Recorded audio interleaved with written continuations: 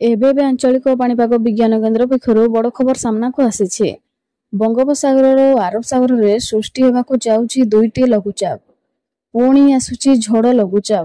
5 ଦିନ ଯାଏ ରାଜ୍ୟରେ ଅତି ପ୍ରବଳ ବର୍ଷା ସମ୍ଭାବନା।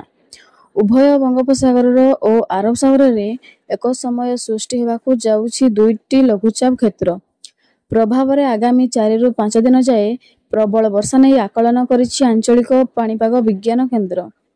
ଆଜି ଉତ୍ତର ବଙ୍ଗୋପସାଗର, ପାର୍ଶ୍ୱବର୍ତ୍ତୀ ବାଂଲାଦେଶ ଏବଂ ପଶ୍ଚିମବଙ୍ଗ ଉପକୂଳସ୍ଥ ବାୟୁମଣ୍ଡଳରେ ଏକ ଘୂର୍ଣ୍ଣିବଳୟ ସୃଷ୍ଟି ହେବାର ସମ୍ଭାବନା ରହିଛି।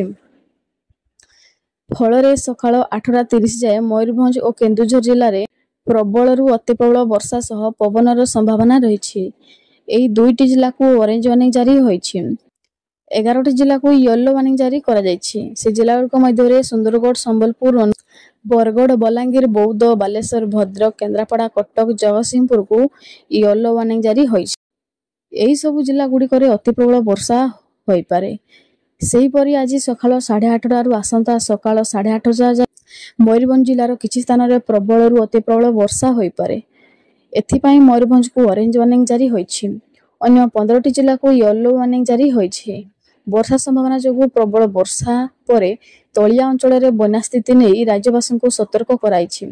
ସେହିପରି ଜୁଲାଇ 1 ତାରିଖ ଯାଏ ମତ୍ସ୍ୟଜୀବୀମାନଙ୍କୁ ମଧ୍ୟ ଗଭୀର ସମୁଦ୍ର ଭିତରକୁ ଯିବାକୁ ବାରଣ କରାଯାଇଛି। ଏହିଭଳି ପାଣିପାଗର ଅପଡେଟ୍ ପାଇବା ପାଇଁ ଚ୍ୟାନେଲକୁ ସବସ୍କ୍ରାଇବ୍ କରି ଘଣ୍ଟି ବେଲ୍ ଆଇକନକୁ ପ୍ରେସ୍ କରନ୍ତୁ।